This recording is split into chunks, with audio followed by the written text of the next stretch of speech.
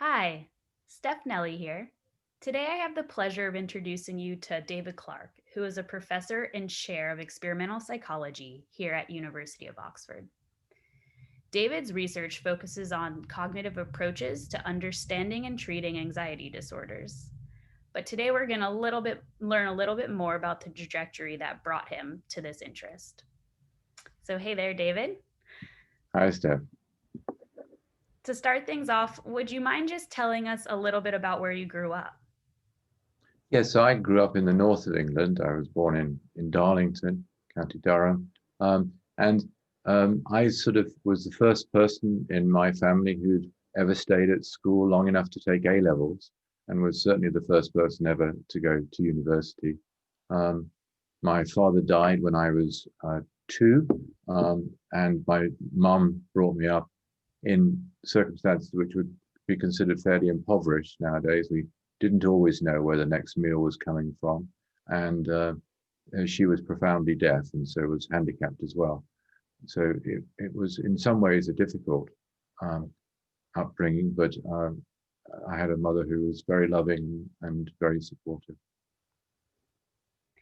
Interesting. Wow. So, how did you become interested in psychology given that kind of upbringing? Well, I think it was my mother really.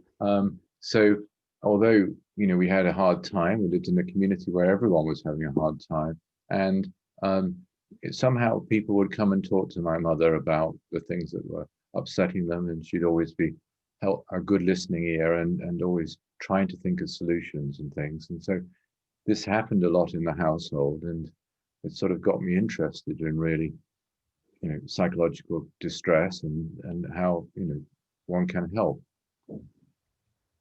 Yeah, that seems to play almost directly into your current interests in Yes, anxiety and treatment of those kind of disorders. Very but cool. strangely, when I was studying at school, um, you know, I was particularly interested in sciences, and I thought, well, maybe I should do chemistry because then they could develop some really good drug treatments for mental health problems. And my mum's talking to people seemed quite good, but maybe you could do better with science. And so, interestingly, when I came to university, came to study chemistry, and so when I first arrived in Oxford, it was as a chemist, um, and I did a first year of chemistry, um, and but then sort of realised that drug treatments were a bit of a blunderbuss. They weren't very precise, and there are lots of side effects and things. And I started to meet some of the psychologists, and one of the great things about Oxford is you can meet lots of different people in colleges and have chats with them over coffee and things. And so that sort of gave me the idea, well, actually, that you might get a more precise intervention to deal with mental health problems if it's a psychological one rather than a drug one.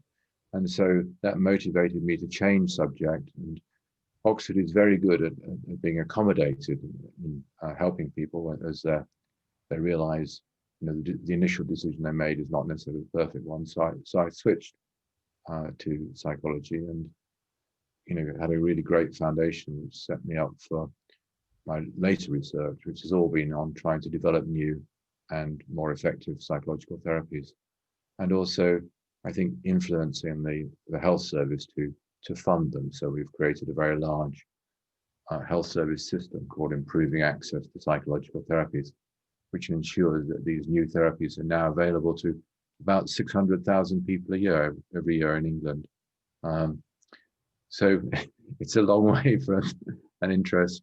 My watching my mother talking to the neighbours and helping them along to seeing that psychology can help you to achieve similar aspirations, but even more effectively on a wide scale.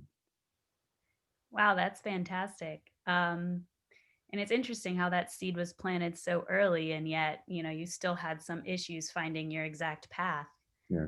Um, given those kind of changes in your potential major, is there a piece of advice that you might want to share to younger students or researchers, who might not be sure exactly which field to be in or exactly what to study?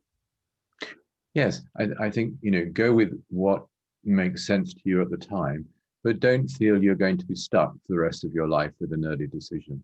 Um, things evolve. You can't know exactly how things are going to work out, but there will be a way forward, even if you can't see it at the moment. And so, um, just go for your best option at the moment, but don't feel you're inevitably tied to it. Beautiful. Thank you so much for your time, David.